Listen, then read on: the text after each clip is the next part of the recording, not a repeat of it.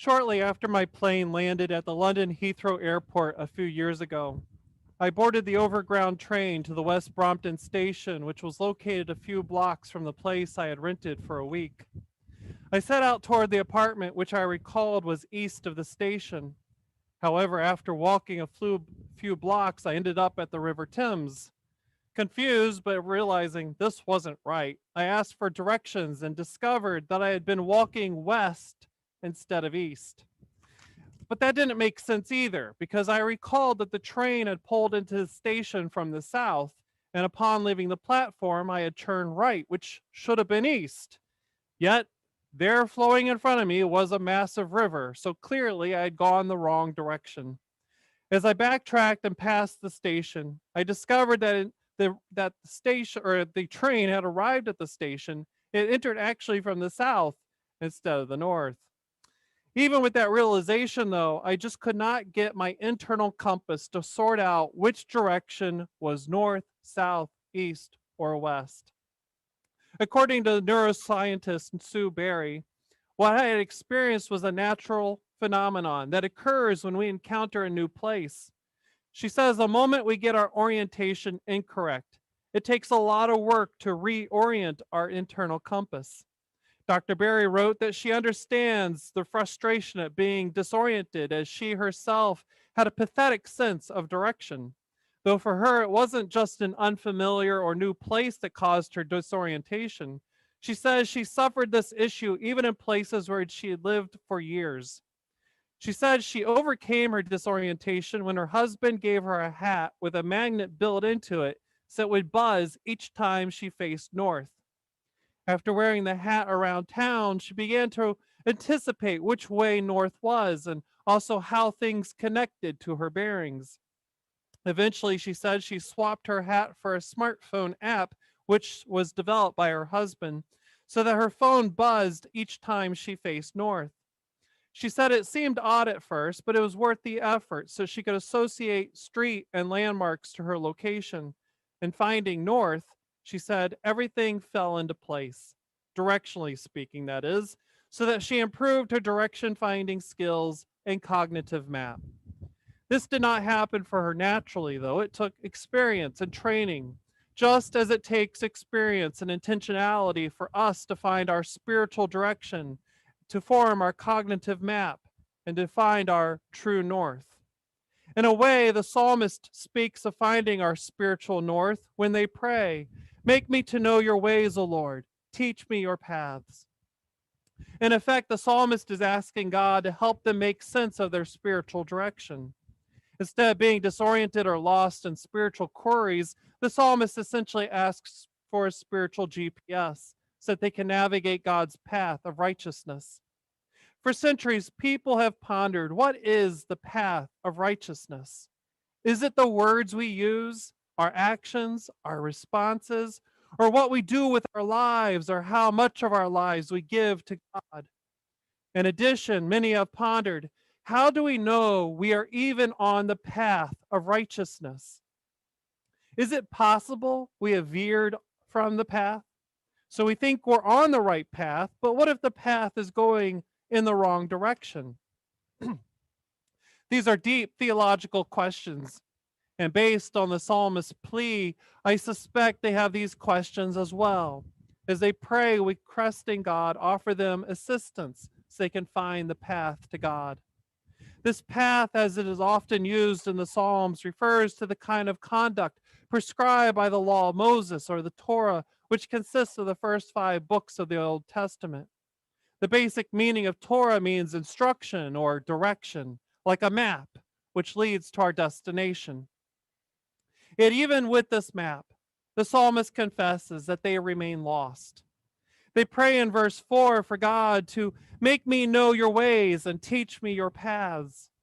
This plea is for the Lord to reveal the right path, which seems to be an acknowledgement that the path of the Lord is not obvious, but it's hidden or obscured. I recall last winter hiking in a large forested park. It was a little warmer than it is today, yet the snow trail was clearly marked by snow machines that had traveled through the area. However, as I hiked deeper into the woods, there was a flat prairie like area with tall grass and tall weeds, which had less snow. And the snow machines had not compacted the snow in this area. So, as I attempted to follow what I thought was the right path, however, as I journeyed deeper into the tall grass, I could no longer find the path.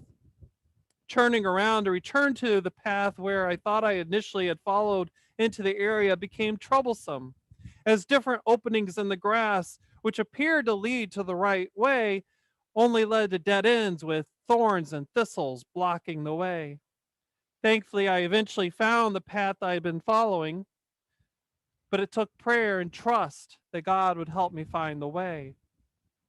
Perhaps becoming lost in the woods or in the weeds, the psalmist declares that when they lose sight of the path, they also pray and trust God to provide a roadmap so that they find their way.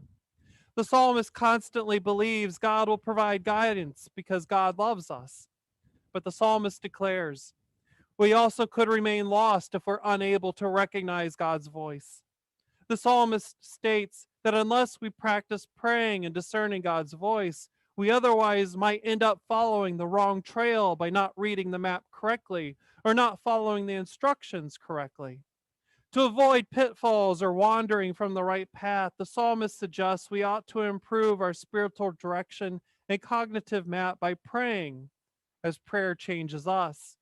Richard Foster has written extensively about praying and adopting practices to assist our spiritual growth and direction, says, to pray is to change, and prayer is an avenue God uses to change us. Meanwhile, acknowledging that many persons find prayer difficult, the psalmist offers some words to use during the season of Lent, writing, make known your ways, O Lord. Teach me your paths. Lead me in your truth. Utilizing this phrase as a prayer during the season of Lent, our spiritual navigation skills have an opportunity to improve. Perhaps praying this phrase daily will also open us to the ability to spend time reading or praying prayers that others have written. One such book filled with prayers was used for our Ash Wednesday service. The book is titled Essential Lenten Prayers from the Paraclete Press. The book is a collection of prayers from the Psalms and a variety of global traditions as we focus our minds and hearts on God's mercy displayed through Christ. The prayers are filled with descriptions of God's care for us, and it's a spiritual tool to guide us toward the path of God. A second way to improve our spiritual cognitive map is to commit to reading a daily devotional from the scriptures. One author suggests that we select a passage each day of no more than 12 verses from the Gospels or the Psalms.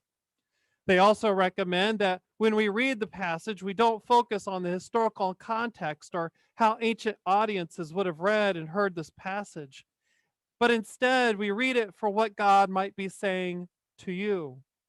As you read the passage, allow a specific word or phrase or verse to speak to you. As you recognize these moments when they happen, pause and remain in that moment. Allow yourself to be free in that moment, to just let the vibrations seep into your heart and your soul. Perhaps mark the spot so that at the end of this Lenten journey, you can revisit it and see how you might have changed by it or how it has taken on a fuller meaning from this time of our journey together. A third way to improve our spiritual cognitive map is to consider fasting. I recall when I was a youth, my pastor spoke about fasting, but all I ever took away from it was that it was a time to skip a few meals.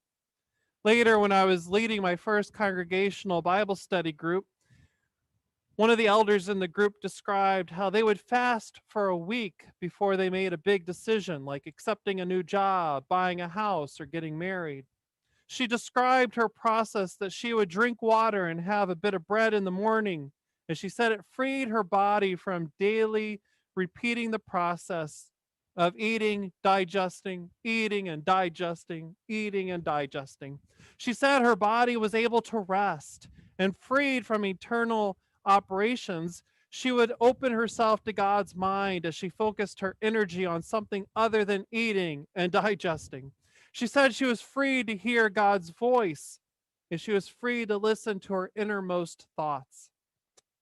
Encouraged to try this ourselves, some of us in the Bible group adopted a partial feast, which meant some of us skipped one meal during the week, while others decided to skip one meal per day. Though we chose different levels of fasting, the result was that many of us found the practice spiritually meaningful as we shared our experiences with each other at the end of our Lenten journey. Intentionally focusing on God instead of other things like eating, we're able to discover our spiritual direction, or as the elder from the congregation referred to it, it was her spiritual north. Once you know where north is, the rest just falls into place. Prayerfully, this holds true for us as we embark on this Lenten journey together.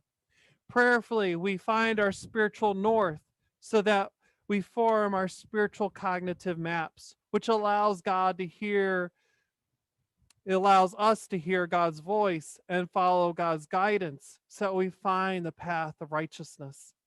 As we improve our cognitive maps during this season of Lent, may our journey, which includes prayer, Bible reading, and fasting, provide all of us with a spiritual awareness of God so we're able to find our north and so that we are no longer becoming lost as we try to navigate life. And discovering our north, may we discover our way to God and with God, recognizing that God helps us and provides directions to us.